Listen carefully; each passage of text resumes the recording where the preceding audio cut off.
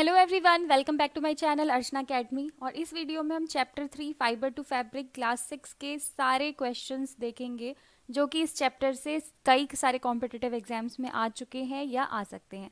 और इसमें हम सारे एक्सप्लेनेशंस भी देखेंगे, तो आप वीडियो के एंड तक ज़रूर बने रहना। और ये जो क्वेश्चन है ये एनवीएसडी, ट्रिपल एसबी, सैनिक स्कूल्स, यूपी, टीजीटी, पीजीटी के कई सारे एग्जाम्स में पूछे जा सकते हैं। और अगर आप कोई स्टूडेंट हैं क्लास 6 के, तो ये आपके स्कूल एग्जाम्स में भी आ सकते हैं, या एनटीएससी, ओलंपियाड, इन सब में ये क्वेश्चंस आ सकते हैं। तो चलिए वीडियो को स्टार्ट करते हैं।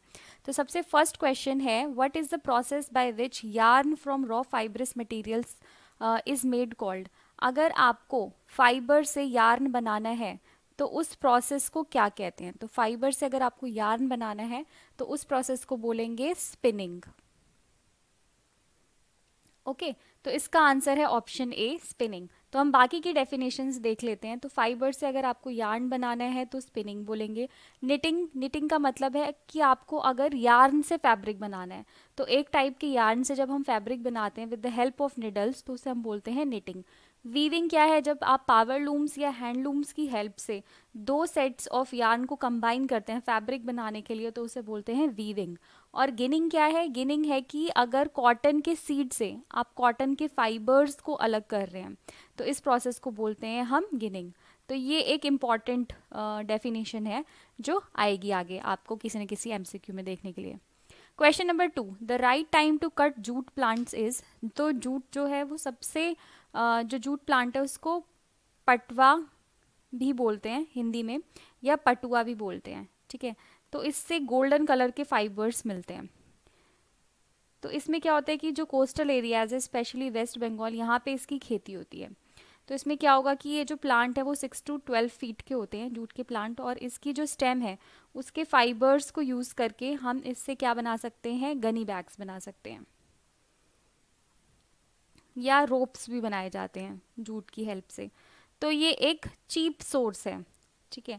तो अब इसका आंसर क्या है इसमें कि राइट टाइम क्या है। अगर मेरे को जूट के स्टेम से फाइबर्स चाहिए तो राइट टाइम क्या है, कौन सी स्टेज पे मुझे जूट के प्लांट को कट कर देना चाहिए। तो एट फ्लावरिंग स्टेज, क्योंकि इस टाइम पे उनकी क्वालिटी, जो फाइबर्स की क्वालिटी होती है वो बहुत ही ज़्यादा अच्छी होती है। तो एट फ्लावरिंग स्टेज आपको जूट के प्लांट्स कट कर देने चाहिए। Next question, the process of making yarn from fibres. तो फाइबर्स से यार्न बनाने के प्रोसेस को हम क्या कहते हैं। तो फाइबर से यार्न बनाने के प्रोसेस को बोलते हैं spinning. Next question, which of the following is known as fibre of kings. Fibre of kings किस को बोलते हैं। तो कैश्मीर को फाइबर ऑफ किंग्स बोलते हैं। अब इसके बारे में आपको देखना है कि जो कैश्मीर है ये किससे मिलेगा आपको, ठीक है। इस प्रकार की जो वूल है ये किससे मिलेगी। तो ये गोट से मिलेगी, शीप से मिलेगी, कैमल से मिलेगी। किसके फाइबर्स, बॉडी के फाइबर्स से कैश्मीर वूल मिलती है। और आपको इसका आंसर मुझे कमेंट बॉक्स में बताना है। Question number 5, silk is a. Silk क्या है। तो जो फाइबर्स हैं वो 3 टाइप के हो सकते हैं। सबसे पहला है नेचुरल फाइबर, जैसे कि silk, silk is a natural fibre. Second, synthetic fibre, synthetic fibre जैसे कि नायलॉन, जो हमें किसी भी प्लांट मटेरियल या एनिमल मटेरियल से नहीं मिलता। और थर्ड है मिक्स्ड फाइबर, जो सिंथेटिक और नेचुरल को मिक्स करके बनता है, जैसे टेरिकॉट, टेरी वूल या टेरी सिल्क। तो ये हो गया मिक्स्ड फाइबर। तो सिल्क क्या है, सिल्क एक नेचुरल फाइबर है। और नेचुरल में भी वो हमें किससे मिल रहा है, सिल्क मॉथ से मिल रहा है, इसीलिए हम इसे बोल सकते हैं कि एक एनिमल फाइबर है। Question number 6, one of the following fabrics Burns by giving the smell of burning paper. अगर किसी फैब्रिक को आप जला रहे हो और आपको बर्निंग पेपर जैसी स्मेल लग रही है, तो वो फैब्रिक कौन सा है। तो वो फैब्रिक है cotton. Question number 7, silk is obtained from an insect called. Silk किस इंसेक्ट से मिलता है। तो सिल्क हमें सिल्क मॉथ, या फिर हम इसको बोल सकते हैं सिल्क वॉर्म। तो सिल्क मॉथ या सिल्क वॉर्म से हमें सिल्क मिलता है। और इसको रेयर करने के प्रोसेस को कहते हैं, रेयरिंग मतलब अगर आप सिल्क मॉथ को बड़े लेवल पे ग्रो करते हो, पालते हो इन इंसेक्ट्स को, तो उस प्रोसेस को बोलते हैं सेरीकल्चर, ठीक है। और सिल्क हमें कौन सी स्टेज से मिलता है, सिल्क मॉथ की कोकून स्टेज से हमें सिल्क मिलता है। Next question, question number 8, which type of soil is suitable for growing cotton. Cotton कौन सी सॉइल में उगती है। कॉटन ब्लैक सॉइल में उगती है। गुजरात, तमिलनाडु, कर्नाटक, यहाँ पे कॉटन की खेती होती है। Question number 9, which of the following is not a natural fibre, कौन सा नेचुरल फाइबर नहीं है? तो नाइलॉन, अभी आपको पीछे बताया, तो nylon is not a natural fibre, it is synthetic और manmade fibre. Question number 10, which of the following fibre is the most cheapest and affordable fibre, सबसे सस्ता और अफोर्डेबल फाइबर कौन सा है? तो सबसे सस्ता और अफोर्डेबल फाइबर है jute. Question number 11, silk moth feeds on, silk worm या सिल्क मॉथ किस पे फीड करते हैं?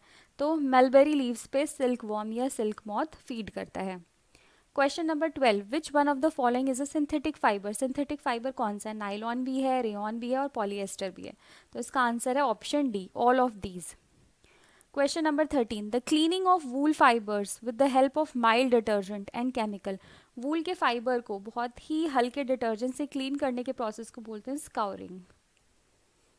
Question number 14, which of the following breeds of goats give wool, कौन सी गोट की ब्रीड वूल देती है? तो कैश्मीर भी और अंगोरा भी। तो इसलिए इसका ऑप्शन डी सही है। ऑप्शन डी मतलब बोथ ए एंड सी। तो cashmere and angora, although sheep are commonly associated wool, ऐसा माना जाता है कि शीप एसोसिएटेड वूल से, बट सबसे महंगा और सबसे अच्छा जो वूल है वो हमें गोट से मिलता है। तो कैश्मीर एंड अंगोरा जो है वो हमें गोट से मिलने वाला वूल है। ठीक है, तो इससे पहले जो मैंने आपको कमेंट्स में लिखने के लिए दिया था क्वेश्चन, वो उसका भी आंसर आपको पता चल जाएगा।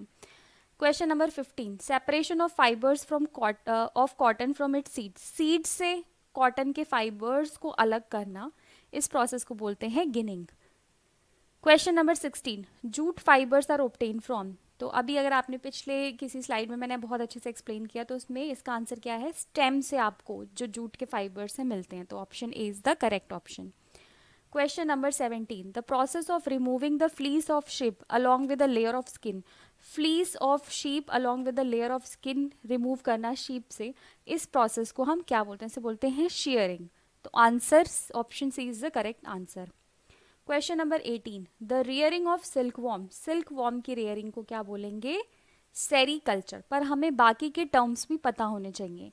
अगर हम फिश फार्मिंग की बात करें तो उसे बोलेंगे पिसिकल्चर, अभी हमने देखा रियरिंग ऑफ सिल्क वॉर्म, उसे बोलेंगे सेरीकल्चर। पॉलीकल्चर क्या होता है? पॉलीकल्चर होता है दो से ज़्यादा या दो क्रॉप्स सेम फील्ड में उगाना एट डिफरेंट टाइम्स, मतलब क्रॉप रोटेशन, उसे हम बोलेंगे polyculture. Arboriculture is the management of trees, shrubs, perennial woods. Arboriculture क्या है? मैनेजमेंट करना ट्री, श्रब्स या पेरेनियल वुड्स का एक्सेट्रा। इस तरीके से हमारे 18 क्वेश्चन कंप्लीट हो गए। अब हम बढ़ते हैं क्वेश्चन नंबर 19 पे।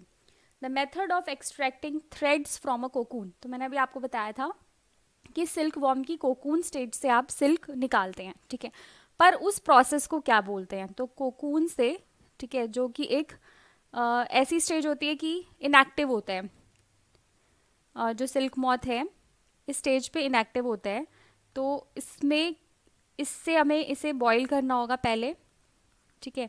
जब आप बॉईल करेंगे तो इससे आप थ्रेड्स निकाल सकते हैं। तो जब हम थ्रेड्स निकालेंगे तो उसे हम बोलेंगे रीलिंग। तो इसका मतलब है थ्रेड्स को कोकून से निकालने के प्रोसीजर को हम क्या बोलते हैं? रीलिंग।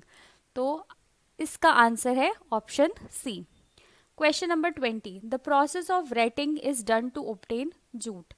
तो रेटिंग का प्रोसीजर क्या है? हमने अभी देखा कि जूट प्लांट्स में क्या होता है कि फ्लावरिंग स्टेज पे जूट की स्टेम्स को कट कर देते हैं और उनका एक बंडल बनाते हैं और उसे स्टैग्नेंट वाटर में, जैसे पॉन्ड जहाँ पे वाटर फ्लो नहीं कर रहा, उसमें आपने इस जो बंडल है जूट की स्टेम्स का वो डाल दिया।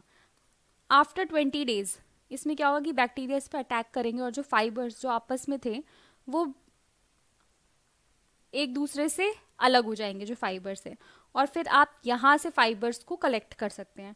तो इस प्रोसेस से हम जूट ऑब्टेन करने, तो जो कंप्लीट प्रोसेस है यहाँ से लेकर, मतलब जूट की स्टेम कट करने से लेकर रेटिंग करना, मतलब 20 डेज तक उसे स्टेगनेंट वाटर में डालना ताकि जो उसके फाइबर्स हैं वो एक दूसरे से सेपरेट हो जाएं, उस प्रोसेस को बोलते हैं rating.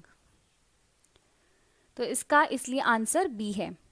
Question number 21, what is the process of making yarn from fibres. तो ये क्वेश्चन कई बार आ गए हैं। तो फाइबर से यार्न बनाने के प्रोसेस को हम क्या बोलते हैं? स्पिनिंग बोलते हैं। Thank you. इस तरीके से ये वीडियो एंड होता है। अगर आपका सजेशन है या कोई क्वेरी है तो आप कमेंट्स में ज़रूर लिखें। इस चैनल को सब्सक्राइब करें, और अगर ये वीडियो आपको अच्छा लगा और अगर आप चाहते हैं कि और भी इसी सीरीज़ की वीडियो आती जाए, तो इस वीडियो को भी लाइक करें ताकि मुझे पता चले कि किस तरीके का कंटेंट आप लोगों को सही लग रहा है। Thanks for watching and good luck for your exams.